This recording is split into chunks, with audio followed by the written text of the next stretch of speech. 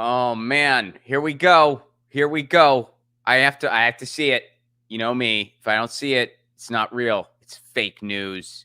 All right, let me just make sure it's all right. YouTube, it looks like you're waking up. YouTube is awake. I got to see it, folks. Sorry, I don't have an on-site producer, so I have to see it with my own eyes to make sure that we're streaming and everything is public. Rockfin, you are awake. YouTube was first, but again, it's not a competition. Well, YouTube was second. Twitter is always first. Twitter always wins. YouTube was second today. Rockfin was third as far as waking up to where I see it. But either way, good morning, everybody. Oh, I did morning first. I'm mixing it up, huh? Got to keep you on your toes. Fellow West Coasters, good morning. How's the AM treating you? Did you have a nice breakfast? I did actually, and I'm not really a breakfast guy, so that's different. Good afternoon to all my East Coasters. My guest today is on the East Coast. And if you're in an evening time zone, hope you're having an awesome evening. And to everyone in the future, what's up? Australia, New Zealand, how are you? And to everyone just listening to the podcast later, I hope all is well. I hope you're enjoying your run or whatever it is you're doing. Happy Monday. Great band. All right.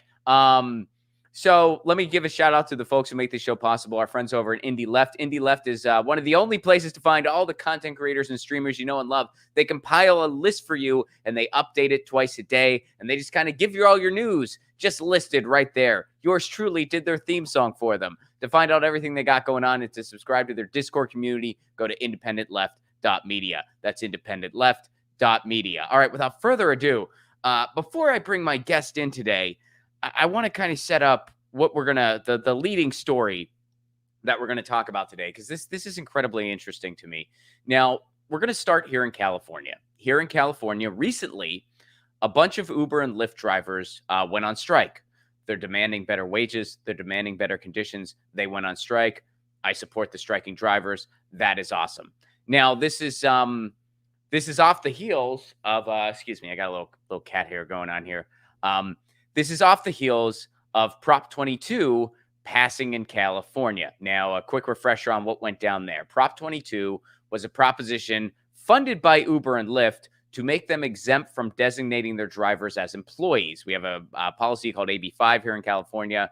They should have to designate drivers employees, and Uber and Lyft didn't want to do that because they want to continue exploiting drivers. So Prop 22 propped up, no pun intended, and it passed narrowly, unfortunately. The way they sold it to voters was, Prop 20, if they're designated employees, it'll take away the flexibility in their schedules. It'll hurt people that only drive part-time. All of that is nonsense. You can totally be an employee with decent wages and benefits and still have flex schedules. You could totally have part-time drivers, or you could even have situations where drivers are still contractors because they do it part-time for different companies. All of the items that they listed were complete and utter nonsense. But unfortunately, the propaganda was thick and they had a lot of money to throw at this thing. So they won narrowly, and California passed that. California failed that test. You know who passed the same test? The UK. Over in the UK, they didn't buy that BS. And their drivers are treated a lot better there now. But in California, unfortunately, we failed the test. And we were a testing ground because now they're going to try to do this in a bunch of other states too. So people have been striking, which is great. Over in New York, man, I'm having a case of the Mondays. You know what? I'm just going to restart the whole thing. No, I'm just kidding. Over in New York, here's what they're doing in addition to all this. And this is very interesting. They are building an alternative. And here to talk me through it, this is the last Monday of the month, which means I am joined by the one and only, the host of Biting Commentary, Lauren Ashcraft. Lauren, what's up? Oh my gosh, it's great to be here. Thanks, Ron. So let's go to your tweet, because this is what we're going to talk about to start today. You are using an alternative. This is, you're saying, using this app for the first time to get around. Please check out this co-op of drivers to use instead of Uber, the Drivers Cooperative. And they're saying that they're halfway towards their goal of raising $1.7 million. So this is the Drivers Cooperative. This is in New York City to be specific. And they're trying to build a rideshare app, or they have built a rideshare app, and they're trying to grow it more and more. That's going to be an alternative to Uber and Lyft. And you have used this. Yes. So how was your experience? Let's start basic. What was that like? It was great. And actually, we asked questions to the driver to try to get a sense of like, is he happy with this? What's he feeling like? Given all the drama with all the other apps, especially Uber. And he was really excited about it. And he was answering questions. I guess it's kind of like a grassroots effort where they are doing kind of grassroots fundraising, but they sent emails to drivers listed under Lyft and Uber to let them know that there's an alternative. And I guess one of the biggest concerns is a lot of the drivers that I guess were very senior in their position, also maybe older, don't really check their emails. So it's been a little bit challenging to reach out to more than kind of like the new tech savvy type of drivers, but they're getting there in terms of fundraising. It works. I've taken it. They got me where I needed to go. And actually, it was cheaper than we looked to see what the ride would have cost on Uber just to check. And we ended up saving, I think it was like 20% ish less if we did the math right. Oh wow. So it's more affordable too. Well, what kind of questions did you ask him? Like you said he answered some questions. Like what were some of the things specifically Yeah. that you talked about? Just like, I guess even though it's kind of obvious given the name, we just wanted to make sure that like the drivers had ownership in it. And he's like, oh yeah, that's the whole point. But what else did we ask him? I mean, he did used to work for the other companies and it didn't really work out given their inflexibility and how much money they take out of every ride from the drivers. And this, he told us, like from the ride that we took, he was able to keep much more than if he worked with another app. So it's worker ownership. It's less middleman taking money away from the workers. And I mean, it's not even really a complaint. It's just they're looking for drivers. That's what they were trying to do and reaching out to like all the people that they had email addresses for. But the wait was a little bit longer than if you used another app because there weren't as many drivers using the app. So with time, that can change. So they're already getting like a pretty hefty demand. So they're needing drivers. Definitely. So if you are a very brave soul who has a car in New York City and is willing to drive it, there's an opportunity for you. Totally. Well, did he get into specifics like what part of like what piece of the pie they get like per drive, like how that actually works out? I think so. Our ride, we went from Queens to Brooklyn, which is for anybody local listening. It's always difficult to get from borough to borough if you're not going through Manhattan. So you understand my pain. But our ride was about $55, and he told us that he was going to keep like $40 of that. So that's pretty good. That is pretty good. Yeah. I mean, because that's the thing, like usually Uber and Lyft, it's like their drivers are getting these small fractions. So I think that they've exposed that most drivers get way less than minimum wage. Totally. Now, some have really figured out the system and are making a lot of money off of it, but most, that's not the case. And, meanwhile, the CEOs are buying these $1 million houses and they're not expected to treat the people who literally generate the wealth from them better. So I want to go here. I want to go to their actual page. So this is from a website called wefunder.com, which admittedly I wasn't familiar with. So what makes this different than GoFundMe, this is a website where you actually make an investment in a company and you would presumably get you're literally investing in a company. So, and this is their page, a ride hailing platform owned by workers, not billionaire founders and venture capital. Highlights, 100% worker owned. 3,000 drivers have been recruited so far. 30,000 rider accounts in the app. Lauren, you're one of them. Over 2,000 completed trips since launch in late May, which I guess you're one of those too. You're one of those 2,000. Yeah. They've made over 100K so far. B2B, B2G clients, including AOC and the New York Board of Elections. They got 10,000 followers on both Twitter and Instagram, and they got a 5-star rating so far. So here's their kind of write-up here. Hundreds and now thousands of New York City drivers came together to launch Co-op Ride, a driver-owned ride-hailing platform. Before the pandemic, drivers provided 700,000 route trips per day for our fellow New Yorkers. We're excited to do it now on a platform we own. The idea came from a group of drivers coming together and asking, why don't we have our own app?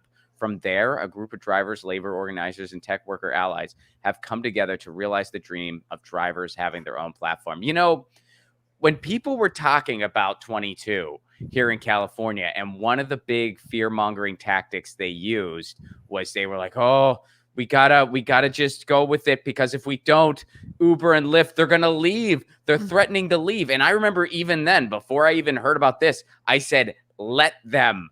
Because if they do, stuff like this is going to sprout up. There's going to be new apps that sprout up that are going to be better. Let them leave. I want them to leave. And here we're seeing it work in real time. That's also like, that's the argument that we get with, like, if we tax Amazon appropriately, like Amazon's just going to leave. And it's like, come on. or the billionaires, if we tax billionaires appropriately, then billionaires will all just like move to where? I don't know. I mean, go for it. Space. They're going to go to space. They're all going to go to space. Yeah, I'm fine with that too. It's like, yeah, play in space all you want. Just stay there. Can I donate to that? You can, actually. According to Jeff Bezos, if you've ever used Amazon, you did. Oh. Remember? Did you hear his speech? Wow. Thanks, everyone. Did you hear that, or did you not hear it? I you know what? I listened to about 1 minute of him talking, and I don't think I knew what he sounded like, but I was horrified at, like, he's the least charismatic person I've ever witnessed. And I wonder, I just have a lot of questions. I had a similar reaction, actually, because, yeah, that sound clip that I just referenced where he says, like, hey, to everyone who shopped at Amazon, you paid for it. And then all his minions laughed at his funny. That was the first time I ever heard his voice, too. And he also has like a maniacal laugh, like, oh! And it's scary. I'm scared. He does. And he is like the most off-putting person. Because he's he's a psychopath. But yeah, I noticed that too. And so I just think this is, and I'm still learning about this organization. Like I don't know a ton yet, but this seems like such a cool, and this is just, hopefully they plan to go national with this, or they're going to inspire other people to do the same. Like maybe, having different apps for cities and or states is the way to go, because it's like more manageable and it can just stay driver owned. I don't know, or maybe it can be a national thing. I have no clue. But this is just evidence, especially since what you're hinting at, that right now their demand is exceeding supply. This is just proof that it's like, well, wait a second. People have the power. The technology is there, and we can all use the technology. So, some people, the answer they're proposing is to, let's just go back to the cabs. Let's just support the cabs. And look, I'm not saying don't take a cab. I mean, like make your own choice as a consumer. But the idea that you're just going to discount the technology and write it off, it's just not going to work that way. You can take a principled stand and be like, well, I'm going to take a cab because Uber and Lyft exploit and blah, blah, blah. That's all well and good, but you're not going to end Uber and Lyft that way. The way to end Uber and Lyft is by taking their technology and using it to create a better product where the drivers get their fair share. And you can clearly you can do it. They've already done it in New York City. Yeah, I'm really excited about it, and I have since deleted the other apps off of my phone. So I'm really excited and hoping to spread the word. So if you are a New Yorker, definitely use this new co-op instead of the other trash apps that steal from workers. So what is the actual app called? Is it just called the Drivers Cooperative, or is Yes. there a particular? Okay. Yeah, it and is. You can just grab it wherever you have apps. So if you're in New York City, give it a go. Give them a try. And if you're interested in driving, I guess you can probably find out how to join up, how to join the team. Yes. And if you're a I, Lyft and Uber driver in New York City, first of all, you're very, very freaking brave. Holy shit. I want your autograph. I think New York City might be I will never drive there. I will never drive. I've driven in Washington, D.C. I've driven in Boston. Don't like it, but I'll do it. I've driven in San Francisco. I drive in L.A. all the time, although L.A., it's meant for driving. I don't think I'll ever drive in New York City. I will never drive in London. Have you ever driven in New York City? I have, yes. Oh my God. What was it like? It's You're actually like a superhero to me. I mean, it's you're actually, already well, but now even more so. Oh, I'm blushing. It's actually not as, I think it has a really bad reputation because people like are very fast and aggressive. But if you start your journey kind of in a meditative state and you're like, however long it takes me to get there is absolutely fine. And like, if you take the wrong turn, just keep going and find a place to safely turn around. But like, if you're like in a rush and you need to get to the hospital because your wife's in labor, like, don't drive. Don't drive yourself. Yeah. I mean, I've even been terrified in like just rides that I've been in, like taxi. And usually when I'm in New York, I will just kind of hail a cab because it's just easier to just hail a cab. But I mean, I remember one time I was running late for something and I took the subway, but I was running late and I was really, I mean, you guys are you're very punctual in New York City. Like if you have an appointment at 11 a.m. and you show up by 10:55, you're freaking late. You're freaking late. And they might just lock the door. LA's a little more chill in that regard. It's kind of like, as long as you don't have to be on time. You just have to be in time. New York, you guys are like, we have security guards. We're not messing around. There's top secret shit that goes on here. Fuck you. Like that's the city slogan, I think. It's fuck you. As top secret shit happens. Fuck off. Like, all right. Aww. I mean, I remember one time I was supposed to go to this studio space and I accidentally wandered into like the wrong building next door. And I don't even know what they did there, but I want to say they made atomic bombs. But I just remember there was this dude and he was just like, I think you're in the wrong place. I was like, holy shit. All right, I'm going to go. I think I am too, sir. I think I'm in the wrong universe. I don't know what I wandered into something terrible here. That's awesome. That's what I love. Like, I love their grumpiness because I'm not from here. Like, I'm originally from Pennsylvania, like you. And so, like, there was one guy that I need to start carrying more cash because I always feel really shitty when someone asks me for money and I legit don't have any. But there was this one guy that like said, do you have 50 cents? And I was like, no, but your weed smells so good. And he's like, you caught me. And I was like, are we best friends now? I think we are. Did he give you like a nug or something? Did he give you no. Sample my wares? I wish. I myself. we just kind of wished each other the best that life has to offer. And I hope I find him again so that I can give him a little money because I think about him very often. Well, I know that New York gets that reputation of being like, oh, it's very not friendly and stuff like that. But I've never experienced, I mean, of course, like you'll experience crappy people everywhere you go, especially when there's a lot of them, which there is in New York City. But on the same note, it's if you're not sure where you're going or you're kind of looking like you need help, a lot of times people are totally down to help you because it could have been 2 years ago and that was them. Yeah, and they remember what it was like. They're like, yeah, that used to be me. I mean, I try to be that way even here in LA, although you don't encounter that as much because you just don't see as much pedestrian activity in LA. It's more, I mean, everyone's driving where they need to go. And everybody is usually, if people are on the trains or the subways, they're there because they know their way around. Yeah. So they're choosing to use it.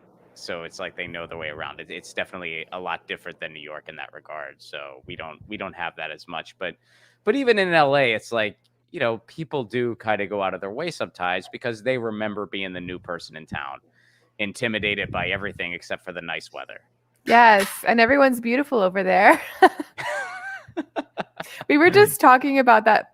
Paul, what were we watching? Oh, he has his headphones on. But we were watching a show And like, was it The Bachelor? I don't know. But like, just thinking about like whenever you get off the plane at LAX and you're like, why does everybody look like they have been working out and dieting for the last 10 years? And it's because they have. It's not like that for me when I'm at LAX. You see Oh, me at LAX, it's just like, why is that dude? He has his sleeping mask still on his head, and he's dressed like a 5-year-old because I wear very loose-fitting clothes because I'm gonna sleep on that plane. And I actually do. I wear my sleeping mask just on my head, almost like a hat, like I'm ready. I think And then that's if it's great. oh yeah, I'm a pretty good. I have gotten compliments from flight attendants because of my ability to sleep on a plane. And one Oh, time this guy saw me and I had my usual thing. I had my sleeping mask like right on my forehead, and I just had like I had a little blanket because it was a little cooler. And he just sees me and he goes, "You look like you're ready." And I was like, "I'm gonna be out before we take off." And he's like, "I'll believe it when I see it." And then I fell asleep before takeoff. I woke up when the plane touched down. oh my And as I'm getting gosh. off the plane, that dude, he spied me as I was exiting the aircraft, and he said, "I've never seen anything like it." I'm proud of you. I think that's an incredible skill because I'm a very nervous flyer. Every time there's like a little turbulence, which I realize is very normal, I'm like, oh, this is it. And like, I'm going to make the news. No. Like, that's really my reaction to every little bump that I feel. Um, so I actually have started traveling by like like right before I go through airport security, I take like a huge weed gummy. There you go. And yeah, then I just get high off my ass for the entire flight. And I've gotten close to sleeping the whole time now, but instead it's more likely just like me just being high out of my mind. And every time the flight attendant comes by, they're like, "Are you okay?" And I'm like, Do you get "No." paranoid at all? Because sometimes edibles can make me a little paranoid. No, so I I'm an avid user and I feel like maybe my tolerance is pretty high. Sure. So at some point I like a lot of the times now I just get kind of sleepy and have no physical pain, which is why doctors prescribe it, I guess. But I also I also hallucinate and get synesthesia sometimes. So that hasn't happened on, on a plane yet. Yeah, be careful with that on a flight. Totally. So, all right. So, everyone, again, the drivers co-op. That's where you want to go. I'll pull up this page again. And so, yeah, you can drive for them if you're in New York City. You can download their app, give them a try, learn more about them. They are worker owned, and you can invest in them. You can go to wefunder.com and you can literally invest in them should you choose to do so. I'm not a very big investor guy. I don't know, I'm not like a finance guy at all, but seems like an interesting opportunity. If you got $100 and you want to invest in something that is good, this is 100% worker owned. And yeah, I'm really interested to see where these people go. Like I'm really Yeah. curious to see. I mean, I'm still learning about it, so this isn't necessarily like, oh, I 1000% endorse this or not. I'm still learning about it, but this seems like an amazing opportunity, like amazing, It and does. definitely worth giving them a chance. Absolutely. I checked and it is Co-op Ride on Co-op your Ride app is the name of store. the app. Yep. Okay, so Co-op Ride in New York City. Yeah, this needs to happen everywhere. This needs to happen all over the country. Assuming that these folks are above board, they're doing what they say they're doing. This needs to happen all over the freaking country. This is, and that's why, like, I voted against 22. I'm like, no, they should have to make their drivers employees. They should have to treat them right. And when everyone was scared, like, oh, what if they leave? Let them leave. Let them leave, because this is what happens when they leave. You get apps, grassroots apps, because people know how to make apps. You get grassroots apps that are run by the actual workers, and that is such a Yep. better alternative. Such a better freaking alternative. Yes. And my Awesome. driver was in a music video and he shared it with us when we were safely parked. What a And it nice was guy. awesome. He answered your Yes. questions about the company, showed you his music video, Mm-hmm. and he seemed to be a happy driver. Yeah, he was He I was guess they're really, employees. yeah, he was really, really happy to be there. And um, I think we were probably a happy crew. So yeah, we got where we needed to go. It was my bachelorette party that we went to, and I still have my Congrats. tat. I don't know if you can see it. Oh, I can. Is It that a won't come cat? off. It says bride and it has some diamonds Oh, and okay. rings. It looked like a cat face. Yeah, I wish. I would have loved a cat tattoo, but I've tried to wash this now for 3 days straight and it won't come off. So maybe I have a permanent tattoo that says bride. Yeah, maybe you really didn't remember and you were actually in a real tattoo studio. And your friends were like, Yes. no, it'll come off. Don't worry. They're like, isn't that a needle? No. I think that's a real tattoo artist. No, come on. If we do that to you, don't tell her. It'll be hilarious. We So did apply it with a wet paper towel, but it doesn't mean anything. They could just be really high tech these days. well, congrats on that. The Thank bachelorette party. you. That's always, yeah. I did a local bachelor party in Los Angeles. My wife, did she go to Palm Springs? She went somewhere. She went, Nice. yeah, she went somewhere in the area. She did like a little weekend getaway type thing. But it was a fun time. And I remember Oh. the weekend of her bachelorette party. I went to a show in downtown Los Angeles with some friends. It was a good time. We saw a Craig Finn show, which was kind of an appropriate bachelor activity, I feel like. So, but anyway, all right. So check that out. What's the name of the app again? Like it's just the Ride Co-op. I have the memory of a goldfish, so let me Me pull it up too. again. Co-op ride. Co-op Ride. Co-op Ride. Check it out. And again, you can learn more about this company. You could invest in them should you choose to at wefunder.com. It's a ride-hailing platform owned by workers, not billionaire founders and venture capital. Cool. This is a cool opportunity. I am so intrigued by this, and I'm glad I know somebody who has used it. Lauren is a happy customer.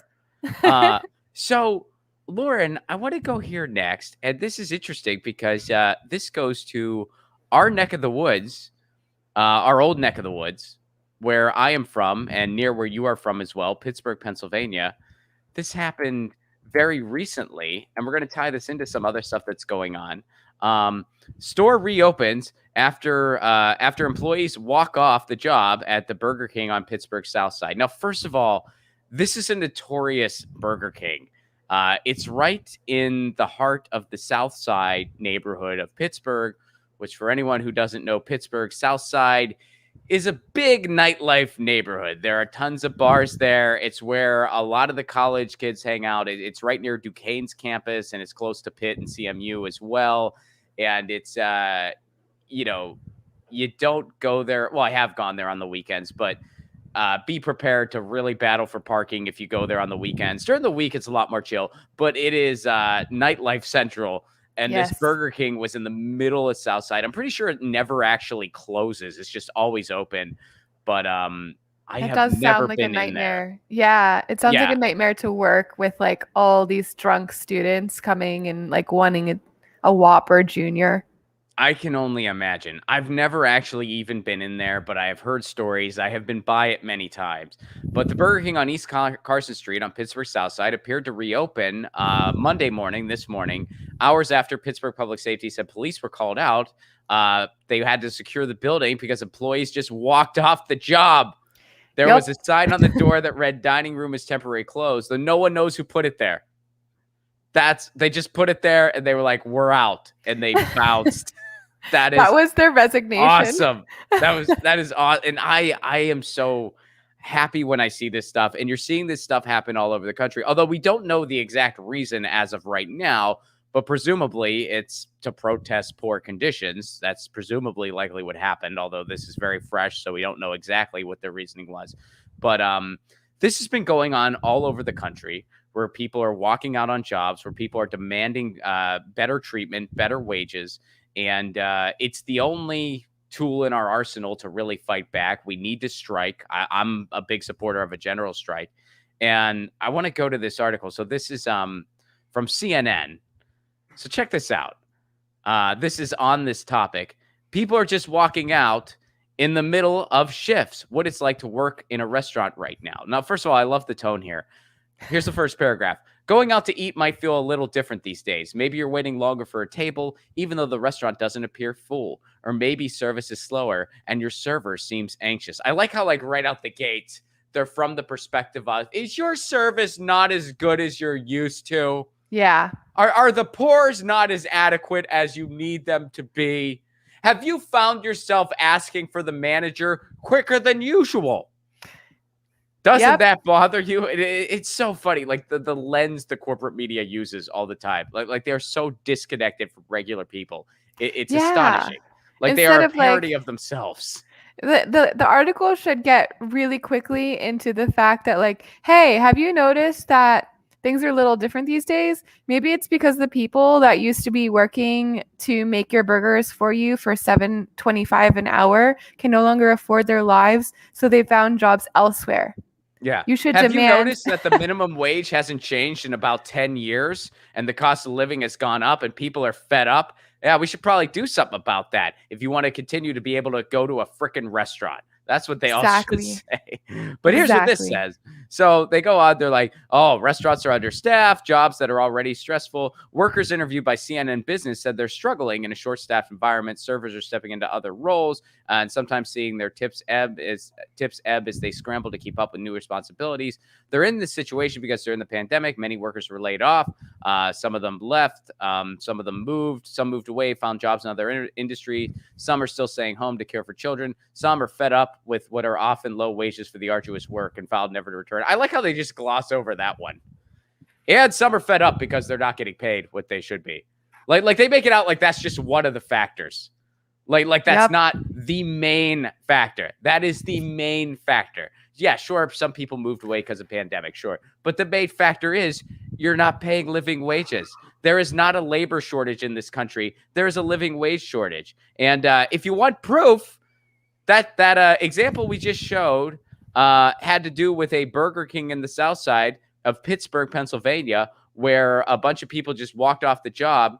Well, guess what? We're going to stay in the same city. We're going to stay in the same city we were just in, Pittsburgh, Pennsylvania. And check this out, folks. We're staying in the same city. We're not even switching cities. And look what also happened in the same city where a bunch of employees walked out. After increasing wage to $15 an hour, Clavon's, which is a very good ice cream place, by the way, says all positions are filled, morale is up, and prices haven't been raised. This is an ice cream parlor, a really good one, if I must say so, in Pittsburgh, Pennsylvania. As Clavon's ice cream parlor in the Strip District began resuming full operations, they faced a pair of common problems: understaffing and low applications. To kill two birds with one stone, Clavon's owners took a leap of faith and more than doubled their wages to $15 an hour. That's sad that they were paying that low initially, but hey, they did the right thing here. They upped it to $15 an hour. Just after the wage increase, Clavon's received over 1,000 applications for hourly positions in under a week. We do not have a labor shortage, folks. We don't have a labor shortage. We have a living wage crisis. I know. I love that whole McDonald's was having difficulty hiring people and was paying people to show up to interviews. And I'm like, can I apply to be a consultant that slowly explains to them that they just need to pay people more? It's pretty simple. But I will take $1 million to write a report about that. Yeah, it's amazing. It's just like, if only we could figure out the solution's just staring you in the face. Pay people better. Pay people what their labor is worth. Well, and they're willing to pay consultants. Like, they're like, please, consultants, tell us something that isn't increasing worker wages. Tell us anything besides that. Yeah, they're like, oh, we'll give you some money to show up to the interview. We'll give you pay us living wages. Oh, come on, anything but that. But we have a labor shortage. No, you don't. No, you don't. No. You don't. And hey, look at what's happening in Clavon's. Morale is up. Service is going great. Productivity is up. And the prices have stayed the same. Why? Well, because of all those other things, they're getting more customers. Everybody wins. Everybody wins. It's really not that hard. And I swear, only in the United States, the United States, do they think that you don't have a right to health care, that you don't have the right to an education, that our children don't have a right to a livable climate. But a capitalist has the right to exploit an employee. I mean, it's amazing, the propaganda effort. And that's why over in the UK, they didn't tolerate Uber and Lyft exploiting people. They said no to that. Here in California, we said, oh, yeah, let's go ahead and go against our own interests. Yep. And by the way, California is supposedly the big progressive utopia in the United States. There's no such thing as a progressive utopia in the United States. There's really no such thing as a progressive place in the United States. But fun times. So there you go. One city. Yeah. We don't even have to leave the city to find an example of, well, gee, they're paying $50 an hour, and look what happened. And your boss might go to outer space with the money that they exploited you for. Yeah, no kidding. They'll just steal the wages from you so that they can go in a penis-shaped rocket ship. It was very phallic. It was very phallic, his rocket. And he didn't even really do much. Like, he just kind of went, like, it was like kind of like just a rim, right? And then he went back down. He went to the rim in his dick. What a guy. Jeff Bezos. And then did you see, who is that one clown from CNN who was like, can't we all just be happy for him? Can't we all come together?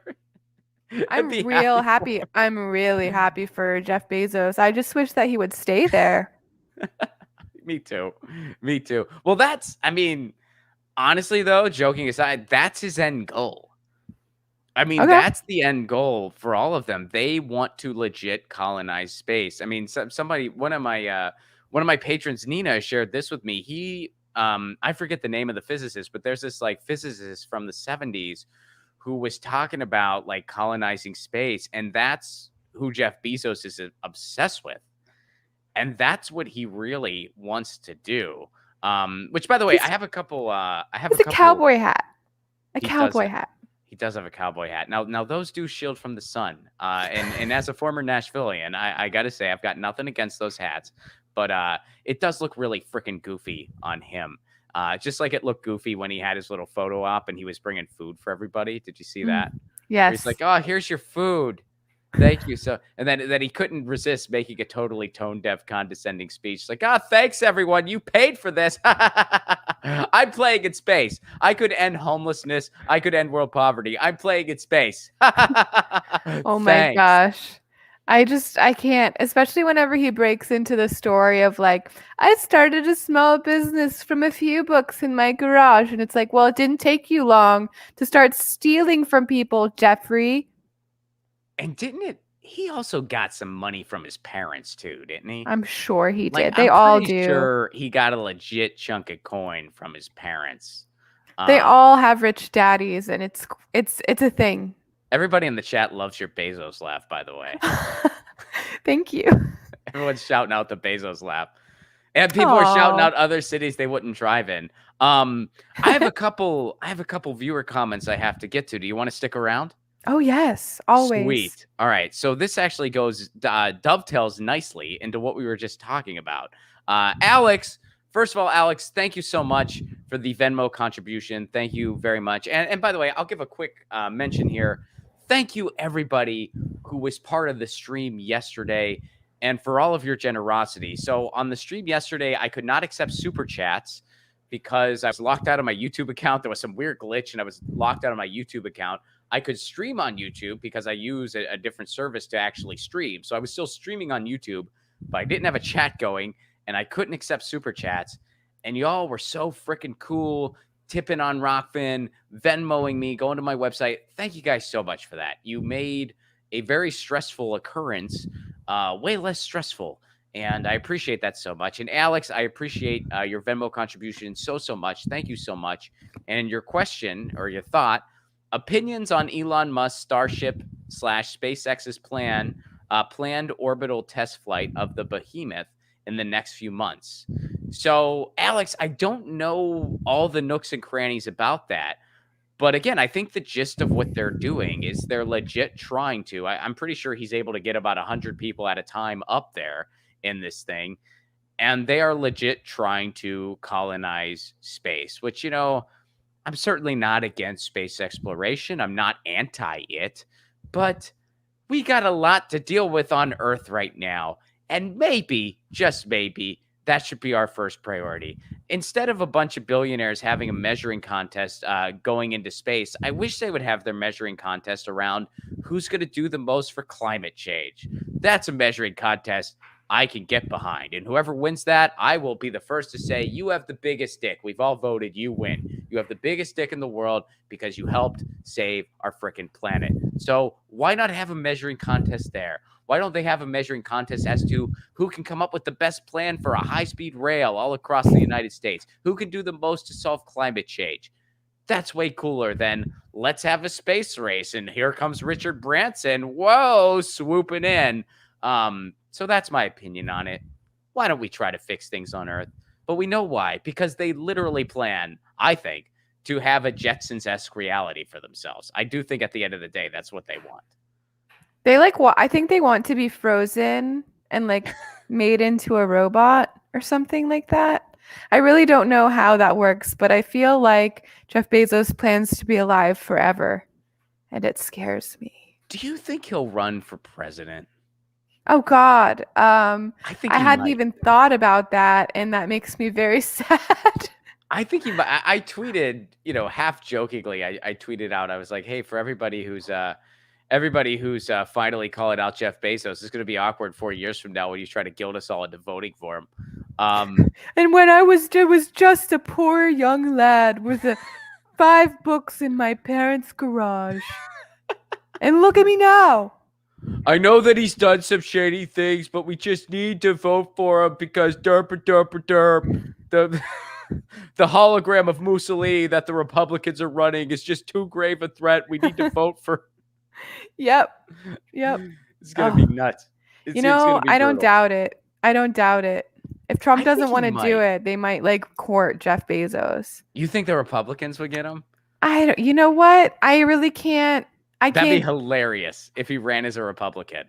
I don't know what he's registered as. I'm sure it's public information, but I think he's a Democrat. I mean, he doesn't like Trump. Like, that's why, like, a bunch of people, they like him because it's like he doesn't like Trump, and we can't fathom the idea that maybe there's 2 bad guys. Maybe Trump is a bad guy, but Bezos is a bad guy too, and you don't need to pick a supervillain. But yeah, I want to say he's a Democrat. Although he did put over $1 million into trying to stop Sama Suwan up in Seattle. I mean, she's a socialist, but so he's definitely not a lefty by any means. Yep. I guess that's obvious, but makes sense. Like he's like a Joe Manchin type. Sounds great. Yeah. Except he's a lot more powerful. He is. He might just skip president and go straight to emperor. Quite frankly. Yeah. But that's my thoughts on that. I think we should try to fix Earth first, and I wish billionaires would actually do something about that. That's why I always saw through Tom Steyer. I mean, everyone was like, he's a nice guy and he has a cute tie and him and Bernie are besties. Isn't that adorable? And it's like, no, if he really gave a hoot about climate change, running for president would be the last thing on his mind. He is a billionaire. Yeah. First of all, he's a billionaire and he got rich exploiting the planet. Now he wants to fix the problems that he helped cause, which, I'll believe that when I see it. But second of all, if he really had a change of heart and wanted to do something about climate change, running for president would be the last thing he'd want to do. That'd be the last thing. Such a waste of time and resources. Oh, by the way, what has he done for climate change since his little stunt? Nothing. So him and his stupid tie can go fuck off. Nicholas Stoney, thank you very much for the Venmo contribution as well. And you say, stay great. That is very kind of you. I appreciate that very much, Nicholas. Thank you, Alex. And thank you, Nicholas. I really appreciate y'all doing that for me. It is very, very kind. Lauren, where can everybody go to learn more about you? Well, funny you should ask. Actually, if you're in New York, I have a really awesome show that was organized by Ted Alexandro. It's at the East Village location of New York Comedy Club tonight at 8 p.m. And I will be performing. It's my first live show since before the pandemic. So Please come out. And if you're not in New York City and able to come to my comedy show and hang out tonight, then please go to YouTube and check out Biting Commentary, which is my show. That's so awesome. Have fun And at the Ron, you show got to come tonight. back on. I know. I can't wait. I'll come back on anytime, and that's awesome. And also, you'll be doing some of our shows. You'll be on some of our shows when we get back out on the road. Which, by the way, folks, a bunch of tickets are available now. Go to romflacone.com and grab those tickets. Lauren's going to be on some of the East Coast shows, and we are hitting a lot of places. We are hitting Tempe, Arizona, Tucson, San Francisco, Los Angeles, Sacramento. We're going to Detroit, Cleveland, Pittsburgh. Lauren's going to be there. Philadelphia. Lauren's going to be there. New York City. Lauren's going to be there. Washington, D.C., Asheville, North Carolina, Jacksonville, Florida, Gainesville, Orlando, Miami, Tampa, Atlanta. Tickets should be available soon. We're having some problems with Atlanta, but we should have that resolved soon. Nashville, Louisville, Indianapolis, Chicago, Minneapolis, Madison. Don't wait. Get your tickets now, romflacone.com. We can't wait to be back on the road. Check out Lauren at Biting Commentary. Very fun show. I had the privilege of being on it recently. Can't wait to go back. Yeah.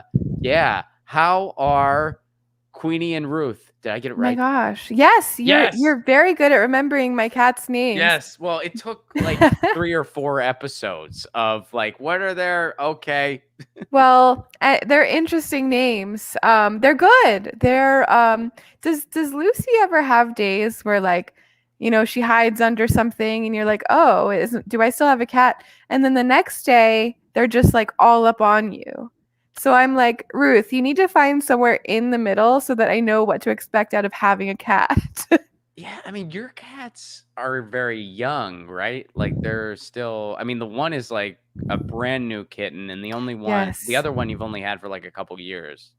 Yeah, so Ruth is 3 and Queenie will be 1 in September. So she's getting Queenie. Maybe I can get her. Paul, can you bring Queenie to the We're gonna make an appearance. Yeah. Love it. You guys can see. You get to see this evil little minion. She's wonderful though. I love her. A wonderful evil cat. Yeah, Lucy's an older cat, so she's pretty set in her ways. Oh, that's good. I kind of Maybe know it's what she's just up 'cause- to whenever she does it. Aw, Look at this. Queenie. Look at you. She's such a little monster. Look at her little beans. I feel like she grew since the last time I saw her. She always grows. She's a Those are- monster. She's gonna be a dragon soon. I think she is. I'm actually a mother of dragons. I'm There you Khaleesi. There's a neighborhood dog named Khaleesi in my apartment complex. Oh, that's cute. Did you ever hear like a bunch of people named pets and even people like Danny and Khaleesi before the show ended? Yeah, and then they're like, you're now I wondering regret it. Yeah. They're like, now my cat's gonna go crazy. Yeah. Well, Queenie, but like not in a written way. Yeah, right. Yeah. Oh, geez. Yeah. That ending was sigh. We revisited it recently, my wife and I. We decided to give Game of Thrones a second spin. It's really good up until the last season, I think. I agree. And we kind of, when I watched it for the second time, like the ending, I kind of thought, well, okay. I mean, I still was like, this was, they could have went so many better directions than this. Yeah. But I didn't dislike it as much. And I think that was because I knew what I was in store for. So like the surprise factor wore off and I knew that this ending kind of sucks. And yeah. I was kind of like, well, I guess I could see how they got there from here. But yeah. If they like wrote, I think like if they had another season to like more slowly make her go crazy, it could have been okay. It's just I don't want to give any spoilers away, but who ended up on the Iron Throne had like absolutely nothing with the fact that they like. That was ridiculous. That was so ridiculous. And I will say there were many eligible, experienced women. Right. Oh, ready for the job. Big time. But I guess like they're being true to the story by recognizing that you're going to have some sexism there, right? I mean, it was a sexist society in many ways. In other ways, not so much. I mean, you did, there were some women in some big leadership roles. So it was kind of all over the place because it's an epic and it's a fantasy. So it wasn't like totally linear, but there was definitely like they made it clear it was a very sexist society. I mean, all the sexism Brienne faced at being a woman knight and stuff like that. So I guess it's kind of true to story that, hey, we're evolving, but not as much as you would like us to. We're still gonna this unqualified dude is still our guy. Now that I think about it that way, maybe it's quite good. It's very accurate. Sure. I mean, yeah, like so but I still did not care for the end. I mean, I still think there's so many other routes they could have taken with that ending.